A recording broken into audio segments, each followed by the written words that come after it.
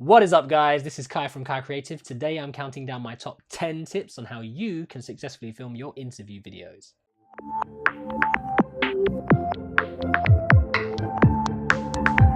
So if you're a videographer who films events, the chances that you're going to be asked to interview CEOs, key speakers, and other important people on the day is pretty high.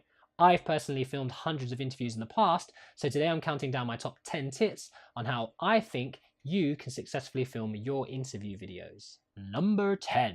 So jumping straight in with point number 10, be mindful of your filming location. Now, where you choose to film your interview is going to have a massive impact, not just on the look and feel of the interview video, but also the audio quality as well. You want to make sure you avoid air conditioning units, which will add a rumble into the background of your audio track. As well as that, you want to avoid filming in rooms with large, busy crowds. Trying to remove or dampen the noise from large, busy crowds in your audio track in post-production can be very difficult, if not impossible. So avoiding that situation in the first place will help to give you better sound for your interview video. You also want to be mindful of the lighting in the location that you're going to film your interviews. Are there going to be adequate lights? Will there be natural light? Will there be a window? Will there be shadows? You need to think about these things when you're setting up your interviewee and where you want to interview them. Think about what's going to be in the background. Will it be an empty room? Will it be a boardroom? Will it have a banner with the logo of the company that's running the event or running the interviews? Now, some interview organizers will insist that you film the interviewee in front of a busy crowd of people at the event because they want the buzz and they want the feel and the atmosphere of the event. Now, if they want you to do that, you need to be mindful of how you use your audio levels on your lapel mic, which brings us nicely onto point number 9. Number 9. So point number 9 is to use a lapel microphone. Having a lapel microphone up close to the interviewee is going to give you good audio quality on their voice, and that's exactly what you want to do. I personally use a H1 Zoom recording device for all of my interviews, and then I sync up the sound with the original footage in post-production. The great thing about the H1 Zoom mic is you can control the recording levels, which means that if you are asked to film in a busy room, you can bring the levels right down, do a sound check on the interviewee, and make sure that it's basically picking up their voice between -12 and lower. And by controlling the levels, you can make their voice more distinctive and stand out above the background noise of the crowd. Number 8. Point number 8 is to use portable lights. So we personally use the portable Amaran Aperture LED panel lights. And the great thing about these lights is you can set the Kelvin levels to match the lighting of the room that you're filming in, and you can control the intensity. Like we said before, choosing your location is important. If you can't control the lights in your room, it's going to add a strange look. So carrying these panel lights with you helps you to control the lighting, the look, the feel of the video, and gives you an end result that you want. Number 7. Tip number 7 is to shoot with a shallow depth of field. Essentially what that means is you want to have the subject, the interviewee, in focus, in sharp focus, and the background blurred out. How we achieve this is to use our 70 to 200mm Canon L lens, which we sit on a tripod and pull back. We then zoom in to the interviewee and focus in on them, and thus blurring out the background. Now you can do this with other lenses by controlling your aperture. And again, having lights will help you to control this, getting that shallow depth of field. And having a shallow depth of field instantly adds professionalism and a high level of quality to your interview videos. Number 6. Tip number 6 is to make sure you film with the rule of thirds in mind.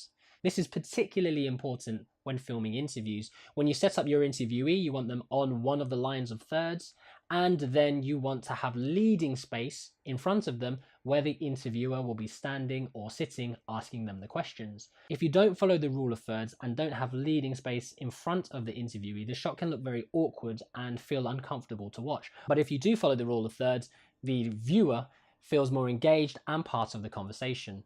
Number 5. In the past, I've not only had to film the interview, I've also had to be the interviewer. If you do enough corporate interviews or enough events, eventually this will happen to you. Maybe the event organizer will not have anyone to run with you. Maybe everyone's too busy sorting things out, so they'll give you a list of questions and then they'll go off and ask you to do vox pops. So they'll ask you to film people, interview them while they do whatever they're doing. Sometimes they don't even give you questions. Sometimes you have to think of the questions to ask the interviewee. So you're not only the interviewer, but you have to think of the questions to ask them. So my tip here is, if you are the interviewer, make sure you ask open-ended questions, which is what, where, why, when, how, who. As an example, we could ask the interviewee, is this event good? Or is this product good? And this will elicit a yes and no response with no detail and no explanation. However, if we were to change these questions around, adding in an open-ended question, we could ask them, why is it beneficial to attend this event? Or how does this product benefit people? By asking open-ended questions, you elicit a much more detailed response, resulting in much more valuable content for post-production. Number 4. Point number 4 is to ask the interviewee to repeat the question back into their answer. As an example, we could ask the interviewee, why is it beneficial to attend this event? They could answer, because it's a great place to meet like-minded people. Now that's half an answer. If we were to include that in post-production, it would start with the word because it's a great place to meet like-minded people. It doesn't make sense. The viewer would not understand the context of the answer or the question. So getting the interviewer to repeat the question back into the answer would sound a lot like this. It's really beneficial to attend this event because you have a lot of opportunities to meet like-minded people. And there you have your complete soundbite. Number 3. Point number 3 is to make the interviewee feel as comfortable as possible. So regardless of whether you're just filming the interview or whether you're filming and asking the questions too, it's extremely important to make the interviewee feel comfortable. So why is it so important? In the past, I filmed a range of different types of people from different backgrounds, from CEOs, middle management, workers, to executive board members, the list goes on.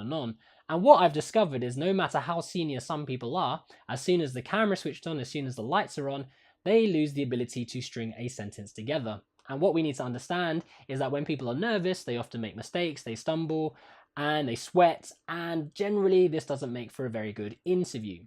So making people feel comfortable, giving them genuine words of encouragement and commendation, actually nodding and listening to what they have to say makes them feel much more confident, much more comfortable, and you will get through the interview a lot quicker.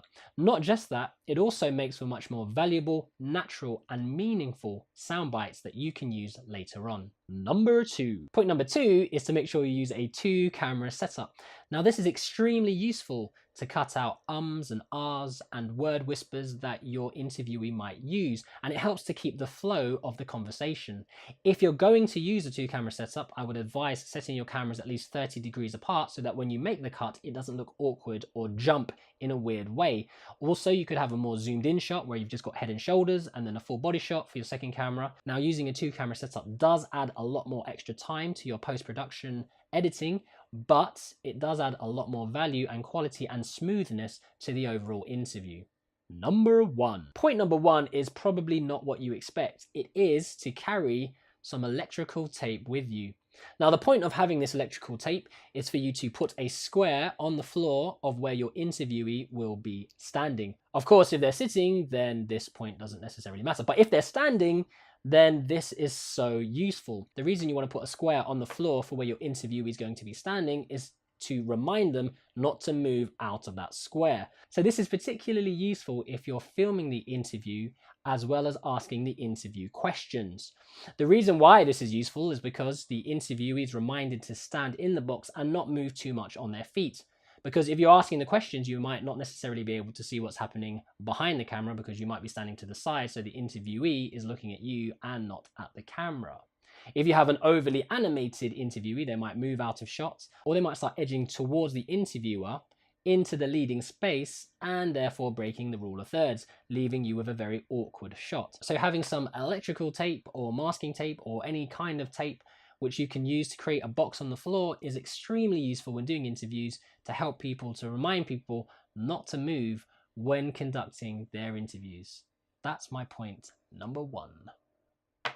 So those are my top 10 tips on how you can successfully film your interview videos. If you've got any tips for me, then please let me know in the comment box below. If you know someone who's about to do some interview filming, then please feel free to share this video with them. Don't forget to subscribe, like this video if you like it, Don't forget to imagine, implement, and inspire, and I'll see you next time on KaiCreative.